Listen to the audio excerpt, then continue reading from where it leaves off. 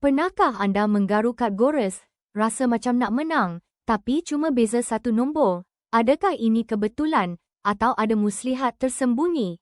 Inilah kesan hampir menang, yang sengaja direka. Bila nyaris menang, otak kita keluarkan dopamin. Sama macam kemenangan sebenar, industri perjudian tahu ini.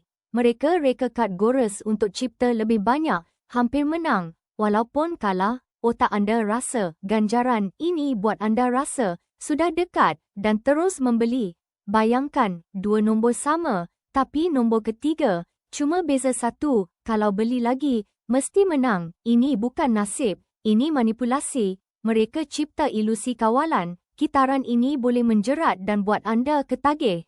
Jangan biarkan otak anda dipermainkan. Berfikirlah rasional dan lindungi dompet anda.